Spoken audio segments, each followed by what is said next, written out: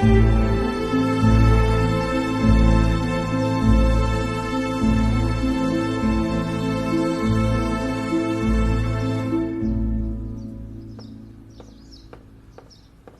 娘，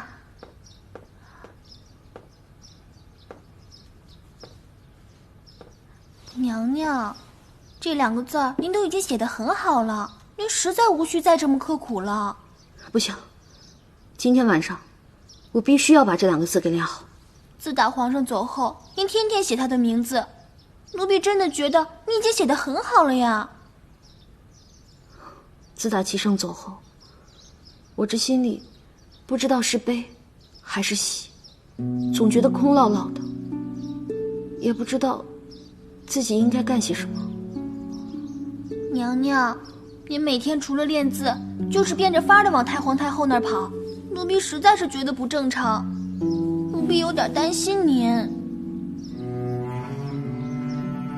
在这宫里，要数齐胜和太皇太后关系最好，如果他写了一封家书什么的，肯定会写给太皇太后的，所以我才每天去缠着他老人家，想探探口风。娘娘，您看您都快魔怔了，要不我们想点别的事情做，转移一下注意力。不行，我今天还要去趟圣灵宫，万一有消息了呢？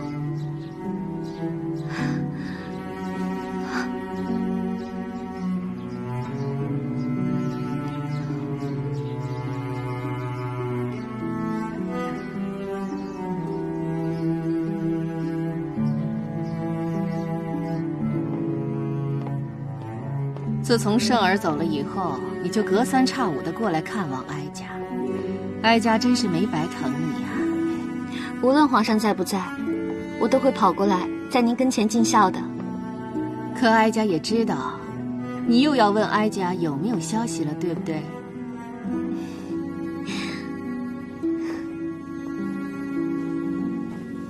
哀家没有圣儿的消息，你呀，就是太过担心圣儿了。我也没想到现在会是这样的心情。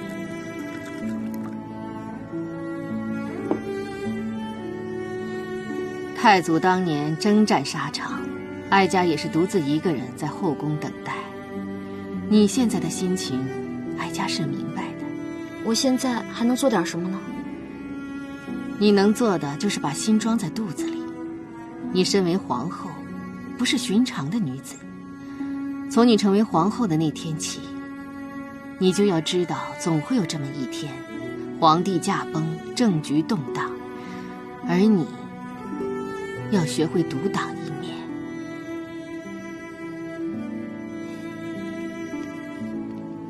好了好了，哀家就是随口一说，凭我圣儿的本事，一定会率领我南下大军，凯旋而归。是。